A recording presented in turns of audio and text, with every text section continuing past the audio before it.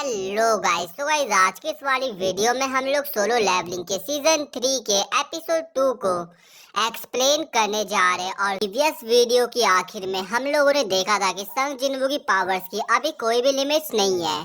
तो अब आगे अगले चैप्टर की शुरुआत में हम लोग हंटर एसोसिएशन को देखते हैं, जहाँ पर मिस्टर गो अपने कैबिन में बैठे हुए होते हैं और परेशान दिखाई दे रहे होते हैं माइल की डेथ को लेकर। और फिर उन्हें एसोसिएशन के किसी बंदे का कॉल आ जाता है और जब वो कॉल उठाते तो उन्हें पता चलता है कि हाईवे के बीच एक बी रैंक गेट अपीयर हुआ है। और ये सुनकर वो अपने मन में सोचते हैं कि अगर वो किसी नॉर्मल स्ट्राइक स्क्वाड को भेजते तो वो लोग बी रैंक गेट को हैंडल नहीं कर पाएंगे। और फिर वो अपने साथी को बोलता है, रुको मैं किसी मेजर गिल को कॉल करता हूँ। लेकिन तभी उन्हें कुछ याद आ जाता है, इस काम के लिए एक परफेक्ट इंसान जो कि और कोई नहीं संग जिन्वू ही होता है, क्योंकि संग जिन्वू ने अपने न्यू ऑफिस को ओपन किया है इसी एरिया के आसपास। और दूसरी तरफ जो जिन्वू होता है ना, वो भी उस पल को याद करता है जब नूरमा काफी डर गई थी। और उससे ऐसा लगता है कि क्या जो मिस नूरमा थी उन्होंने सिस्टम की ग्लिम्स को देख लिया था। और मिस नूरमा इतनी डर क्यों गई थी, क्योंकि वो उनकी आंखों में साफ साफ डर देख सकता है। और अब जिन्वू को डाउट हो रहा है कि क्या वो अब फिर से उनसे मिल पाएगा भी या नहीं। और यही सवाल उसके मन में चल रहे होते हैं। और फिर जिन्वू अपना ध्यान इन सब से हटाता है और अपने आसपास देखता है और बोलता है, एनीवे वैसे ये इतना ट्रैफिक हो क्यों रखा है और इसीलिए मैं सबवे प्रेफर करता हूँ। और इसी दौरान जिन्वू को मिस्टर गो का कॉल भी आ जाता है और वो मिस्टर गो का कॉल उठाता है और बोलता है, मिस्टर गो मैं आपकी कैसे हेल्प कर सकता हूँ। और अब मिस्टर गो उसे बताते हैं कि हाईवे के बीच एक बी रैंक गेट अपीयर हुआ है और क्या वो उनके लिए उस गेट को हैंडल कर सकते हैं। तो जिन्वू जवाब देता है, ये सब तो मैं कर लूंगा, लेकिन बिना एंटी परमिट के जाना मेरे लिए सही रहेगा क्या। और अब मिस्टर गो उससे पूछते हैं, वैसे तुम मेरे को ये बताओ कि उन एंटी परमिट का इंचार्ज कौन होता है। तो जिन्वू जवाब देता है, हंटर एसोसिएशन। और मिस्टर गो बोलते हैं, तुम अभी किससे बात कर रहे हो। और जिन्वू समझ जाता है कि वो मिस्टर गो से एक बेवकूफी भरा सवाल ही पूछ रहा था। और उसके बाद सीन चेंज होता है और हम लोग उस एरिया को देखते हैं जिस जगह बी रैंक गेट अपीयर हुआ है। और जब जिन्वू गेट की तरफ जा रहा होता है तभी उसे एक हंटर एसोसिएशन की मेंबर रोक देती है और बोलती है, क्या तुम संग जिन्वू एक ऐसे रैंक हंटर। और अब वो बंदी संग जिन्वू भड़कना शुरू हो जाते कि वो एक ऐसे रैंक हंटर हुआ तो क्या हुआ। इसका मतलब ये नहीं है कि वो किसी प्रोटोकॉल को इग्नोर करेगा। और फिर वो उससे उसका एंटी परमिट मांगती है। और अब जिन्वू के पास कोई ऑप्शन नहीं होता एंड देन वो मिस्टर गो को कॉल कर देता है। और फिर बंदा मिस्टर गो का कॉल उस बंदी को पकड़ा देता है और ये देखकर वो डर जाती है और बोलती है, वैसे लाइन पे है कौन। तो जिन्वू जवाब देता है, लाइन पे वो इंसान है जिसके साथ तुम आर्ग्यू नहीं कर सकती। और फिर वो बंदी मिस्टर गो से माफी मांगती है और जिन्वू को इजाजत देती है गेट के अंदर जाने का। और जब जिन्वू गेट के अंदर जाता है ना, तो वहाँ पे जो दूसरे लोग होते हैं वो काफी चौंक जाते हैं, बिकॉज जो गेट होता है वो रेड गेट के अंदर ट्रांसफॉर्म हो चुका है। और फिर हम जिन्वू को देखते हैं जो कि अपने आसपास का एरिया देखता है और बोलता है, मेरे को ऐसा फील हो रहा है कि मैं रेड गेट के अंदर एंटर कर चुका हूँ और जो एंट्रेंस है वो भी क्लोज हो चुका है। और शायद मेरे को अब अपने आप को थोड़ा और पुश करना होगा। और ये बोलते वक्त ना बंदे को फिर अपनी मॉम की बात याद आती है, जहाँ पर अब हम लोग देखते हैं कि उसकी मॉम को उसके हंटर बनने से कोई भी ऐतराज नहीं है, लेकिन उसकी मॉम उससे ये चाहती है कि वो खुद को ज्यादा पुश ना करे। और अब जिन्वू भी रिलीफ फील करता है क्योंकि उसकी मॉम उसके हंटर बनने के अगेंस्ट नहीं है। और अभी जिन्वू के सामने काफी सारे बीस्ट अपीयर हो जाते हैं, लेकिन जिन्वू भी अपनी शैडो आर्मी को समन कर चुका है। एंड देन फिर इनके बीच फाइट होती है, जहाँ पर जिन्वू की शैडो आर्मी काफी अच्छा खासा डोमिनेट कर रही होती है। और फिर हमें नरेटर के थ्रू बताया जाता है कि जो हंटर्स का जन्म है वो हंट करने के लिए होता है और जो मैजिक बीस्ट है वही केवल उनके एनिमीज नहीं है जिनसे उन्हें फाइट करनी है। और जो हंटर्स है उन्हें हमेशा सावधान रहना चाहिए कि वो लोग दूसरों का शिकार ना बने। और जो चीज है वो कभी भी किसी वक्त भी बदल सकती है। और इसीलिए फर्स्ट रेट हंटर्स को कभी भी अपना गार्ड डाउन नहीं करना चाहिए, even though thousand of beast है हंट करने के लिए। और हंटर्स कभी भी हंटिंग नहीं छोड़ने वाले, आई मीन नहीं रोकने वाले। और इसके बाद आखिर में हमें दिखाया जाता है कि अब जो संग जिन्वू के टारगेट होने वाले हैं वो नेशनल लेवल हंटर्स होंगे। और इसके बाद सीन चेंज होता है और हम लोग एक हंटर को देखते हैं जो कि काफी डरा हुआ होता है और उसके सामने मोनार्क ऑफ फ्रोस्ट होता है। और वो उसे कहता है, फिर से जिस इंसान को मैं ढूंढ रहा था वो इस जगह नहीं है, the fragment of brilliant light. और तभी मोनार्क ऑफ फ्रोस्ट को फील होता है कोई उधर आ गया और वो उसे कहता है, तुम यहाँ पर क्यों आए योगुमन। तो योगुमन जवाब देता है, मैं तुमको कुछ इन्फॉर्मेशन बताने के लिए आया हूँ लैंड ऑफ ईस्ट के बारे में। और यहाँ पर वो साउथ कोरिया की बात कर रहा है और इस जो क्रिएचर होता है, कैरेक्टर होता है, उसका नाम होता है योगुमंड। और अब उधर जो मोनार्क ऑफ फ्रोस्ट होता है वो उसे जवाब देते, तुम उस छोटे से एरिया की बात कर रहे हो जिस जगह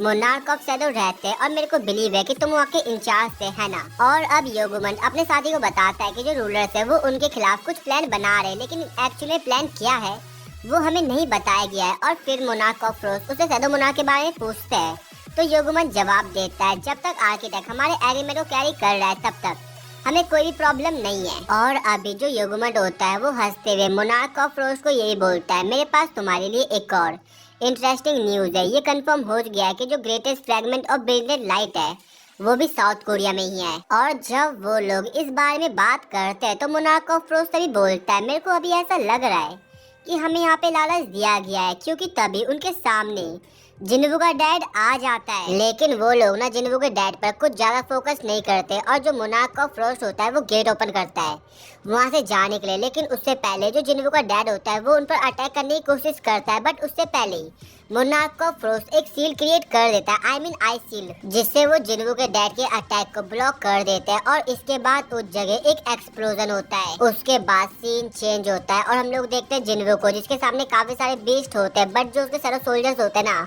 वो सभी बीस्ट को हैंडल कर देते हैं और सभी को पेल के रख देते हैं। और इसके बाद जिन्वू अपनी इन्वेंटरी का यूज करता है और उसके अंदर से अपनी की निकालता है, और ये वही की होती है जो कि उसे रैंडम कर्स लूट बॉक्स से मिली थी। और बंदे को इस की को देखकर ऐसा लग रहा होता है कि जो इस की रिक्वायरमेंट है वो उसने पूरी कर दी है 100 लेवल रीच करने के बाद। और अब हमें पता चलता है कि जो एक की होती है ना वो होती है कार्डियन टेम्पल की, और ये वही टेम्पल है जहाँ से अपने जिन्वू को उसकी पावर मिली थी। और अब जिन्वू उस की को देखकर अपने मन में सोचता है कि जो एक की है वो कार्डियन टेम्पल की है, और उस जगह को मैं कभी नहीं भूल सकता अगर मैं कोशिश करूँ भी तो। और अभी जो सिस्टम है वो मेरे को वापस बुला रहा है जहाँ से ये सब शुरू हुआ था। लेकिन नाउ आई हैव चेंज्ड, और तुम लोग देख सकते हो कि पहले जिन्वू कैसा था और अब वो कितना बदल चुका है। और अब बंदा समझ जाता है कि जो सब चीजें उसके साथ हो रही है वो सब शुरुआत से किसी का प्लान था। कोई उधर है जो कि उसका वेट कर रहा है। और इसके बाद सीन शिफ्ट होता है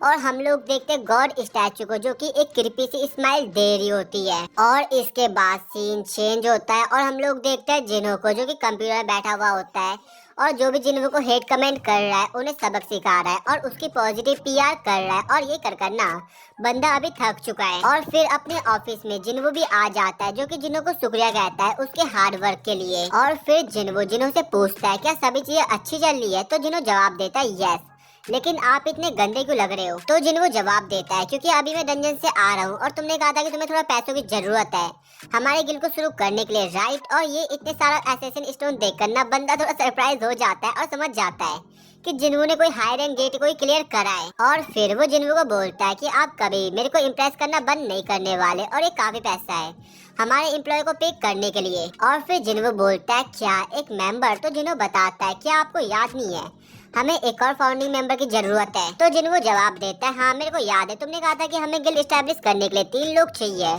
guild master, voice guild master और एक एडिशनल मेंबर। इवन दो हमें एक ऐसे बंदे की जरूरत है जो कि इस हेड काउंट को फुलफिल करे। और अच्छा ये होगा कि वो इंसान कोई डेलीगेट इंसान हो, क्योंकि हम ऐसे इंसान को नहीं ढूंढे जो कि टेम्पररी इधर काम करे। और एनीवे क्या कुछ और चीज भी है जिस बारे में तुम्हें मुझसे बात करनी है।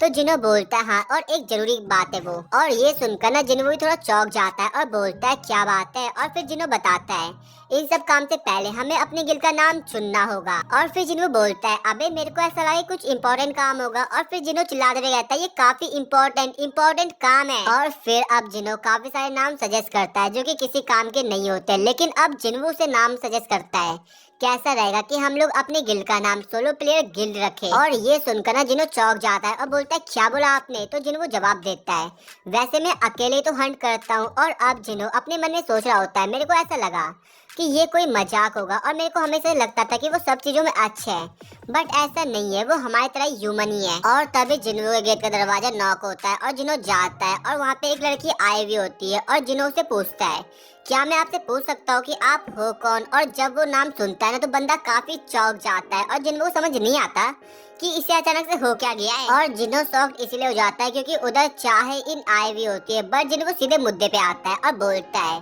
तुम यहाँ पर क्यों आई हो? तो चाहे इन जवाब देती है क्योंकि मैं तुम्हारे गिल को साइन करना चाहती हूँ। और अब चाहे इन और जिन्वू एक दूसरे के आमने सामने बैठे हुए होते हैं और जिन्वू सीधे उससे पूछता है, मैं तुमसे फिर से पूछता हूँ, मेरे को बताओ कि तुम यहाँ पे क्यों आई हो? और अब चाहे इन फिर से बोलती है, क्या तुमने सुना नहीं, मैं तुम्हारे गिल में ज्वाइन होना चाहती हूँ।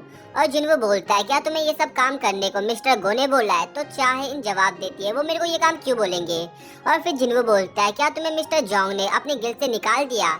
तो बंदी बोलते हैं नहीं। तो अब जिन्वू थोड़ा सीरियस होता है और बोलता है, तो फिर तुम क्यों सोलो प्लेयर गिल में ज्वाइन होना चाहती हो? और ये नाम सुनकर ना चाहे इनके होश उड़ जाते हैं, बट जिन्वू बोलता है, क्या तुम्हें इससे कोई प्रॉब्लम है? ये नाम मैंने और वॉइस गिल मास्टर ने एग्री किया है। और फिर साइड से जिन्हो बोलता है, सीरियसली सर, क्या आपने इस नाम को सेटअप कर दिया? क्या आपके लिए जो मेरे ओपिनियन है वो मैटर नहीं करते? और ये सुनकर ना जिन्हो को समझ नहीं आता और वो उसे कहता है कि तुम कुछ बोल नहीं रहे थे, तो मेरे को ऐसा लगा कि तुमने इस नाम को अप्रूव कर दिया है। और अभी जिन्हो के लिए जो चीजें होती है ना वो काफी ज्यादा कंफ्यूजिंग हो रही होती है। लेकिन अब हम लोग मेन टॉपिक पर आते हैं, जहाँ पर जिन्हो चाहे इनको अपने गिल के काफी सारे फ्लोज बता रहा होता है, बट इससे चाहे इनको कुछ भी फर्क नहीं पड़ता। और अब जिन्हो सीधा उससे पूछता है कि तुम ऐसे गिल में क्यों आना चाहते हो? यहाँ पे तुम्हें कुछ नहीं मिलने वाला है। और फिर चाहे इन अपनी आंखें बंद करती है और उसे अपने और जिन्हो के साथ बिताए हुए सभी पल याद आ रहे होते हैं। आई मीन वो याद कर रही होती है। और फिर हम लोग प्रेजेंट में आते हैं, जहाँ पर चाहे इनका चेहरा लाल हो चुका है और वो अपने मन में कहती है कि मैं अपनी आखिरी सांस तक तुम्हारा साथ देना चाहती हूँ। और इसका मतलब तुम लोग समझ ही गए होगे। और अभी ना बंदी अपना चेहरा जिन्वू को सीधे दिखा तक नहीं पा रही होती है और जिन्वू को ना कुछ समझ नहीं आ रहा होता और वो अपने मन में सोचता है, इसे क्या हो गया, क्या कुछ है जो कि मेरे को नहीं बता सकती? और बंदा ना प्यार के मामले में काफी ज्यादा पीछे रह रखा है। और अभी जिन्वू केवल इतना समझ पाता है कि जो चाहे इन्हें वो उससे कुछ छुपा रही है, बट अब बंदा चाहे इनके सामने एक शर्त रख देता है कि वो उसके गिल में तभी आ सकती है जब वो एक एंट्रेंस टेस्ट पास करेगी। और फिर चाहे इन उसे बोलते है किस तरह का टेस्ट है। और ये सुनकर जिन्हें वो समझ जाता है कि जो चाहे इन है वो एक नंबर की जिद्दी लड़की है। और वो उसे बोलता है कि तुम्हें मेरे एक समन बीस्ट को हराना होगा। लेकिन बंदी बड़े चौड़ में उसे कहती है, क्या बस एक ही? मेरे को ऐसा लग रहा है कि तुम मेरे को अंडर एस्टिमेट कर रहे हो मिस्टर संग, और किस सोल्जर को तुम चुनने वाले हो? तो जिन्होंने बड़े चौड़ में उसे जवाब देता है, मैं ये श्योर करूंगा कि तुम्हारे लिए मैं एक ताकतवर सोल्जर चुनूं। और अब चाहे इन भी लाइक, चलो ठीक है, मेरे को कोई दिक्कत नहीं है। और अब वो जिन्हों से पूछती है, वैसे ये टेस्ट कब होने वाला है? तो जिन्हों बताता है, चलो अभी करते हैं, कैसा रहेगा अगर हम लोग इस टेस्ट को हंटर एसोसिएशन के जिम्नेजियम में करें? तो फिर जिन्हों अपने मन में सोचता है, जो जिम्नेजियम है वो यहाँ से काफी दूर है और अभी मेरे पास एक अपॉर्चुनिटी है अपनी शैडो एक्सचेंज स्किल का यूज करके ये देखने का कि क्या मैं एक साथ दो लोगों को टेलीपोर्ट कर पाता हूँ या नहीं। और जब चाहे इन दरवाजे से बाहर निकलने के लिए आगे बढ़ती है, तभी जिन्हों बोलता है, हम लोग इस रास्ते से नहीं जाने वाले। और ये चीज उसके समझ में नहीं आती, आई मीन चाहे इनके। और फिर जिन्हों से बोलता है, एक आसान रास्ता है, तुम मेरे करीब आ जाओ। और ये देखकर उसकी बंदी काफी शर्मा रही होती है, बट वो वैसे ही करती है जैसा जिन्हों ने बोला था। और फिर जिन्हों कहता है शैडो एक्सचेंज, और इसके बाद वो लोग सीधे जिम्नेजियम में टेलीपोर्ट कर जाते हैं। और चाहे इन भी सोचने पड़ जाते हैं कि वो लोग यहाँ पे कैसे आ गए। और फिर जिन्हों से कहता है, चलो टेस्ट को स्टार्ट करते हैं। और फिर चाहे उसे बोलती है, अरे मेरे को अभी याद आया, मैं तो अपने साथ अपना वेपन ही लाना भूल गई।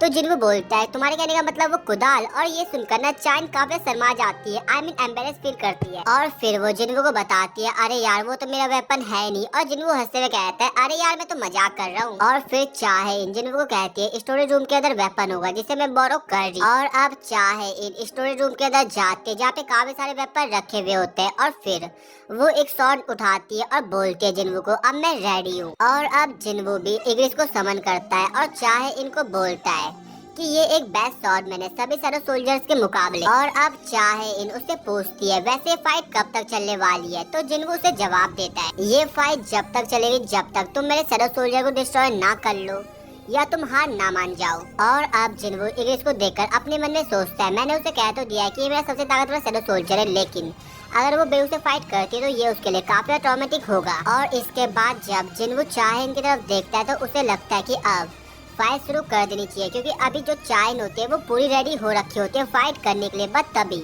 उसे याद आता है, चाहे इनने उसे कहा था कि उसे फर्क नहीं पड़ता कि कोई भी वेपन इस मैच के अंदर यूज हो। और फिर वो चाइन को बोलता है, क्या तुम एक सेकंड के लिए अपना सिर घुमा सकती है और फिर चाइन जवाब देती है हाँ ठीक है। और अब वो इग्रिस को डीमन किंग बैरन के शॉट पकड़ाता है और अब दोनों इग्रिस और चाहे इन एक दूसरे के आमने सामने होते हैं।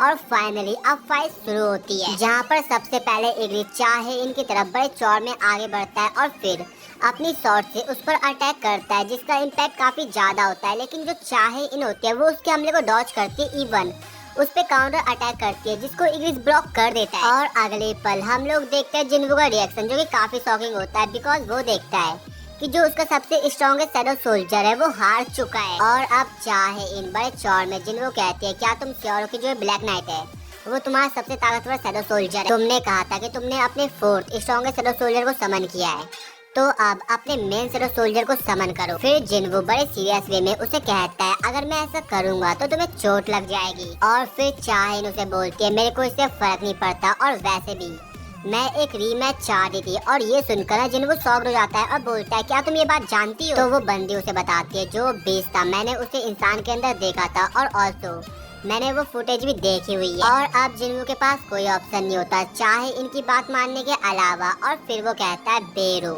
एंड देन जैसे बेरू समन होता है ना, तो जो उसकी प्रेजेंस होती है वो चाइन को थोड़ा नर्वस कर देती है। और इसके बाद अब हम लोग अगले एपिसोड में देखने वाले चाहे इन वर्सेस बेरू। और इसी के साथ अपना एपिसोड खत्म हो जाता है। और अगर तुम्हें आज वाली वीडियो पसंद आती है तो वीडियो को लाइक, चैनल को सब्सक्राइब एंड इस वाली वीडियो को अपने दोस्तों के साथ शेयर कर देना। और अगर तुम्हारा कोई भी डाउट होता है किसी भी एनिमे को लेकर तो तुम मेरे को इंस्टा पे डीएम कर सकते हो और लिंक तुम्हें डिस्क्रिप्शन में मिल जाएगी। और एक और बात, अगर तुम्हारा कोई भी सवाल होता है किसी भी एनिमे को लेकर तो तुम मेरे को यूट्यूब पे कमेंट सेक्शन में बता सकते हो। और अगर वो सवाल हमें इंटरेस्टिंग लगा तो हम उसके बारे में वीडियो बनाएंगे और उस इंसान को भी शाउट आउट देंगे जिसने वो सवाल हमसे पूछा है। तो आप वीडियो को समाप्त कर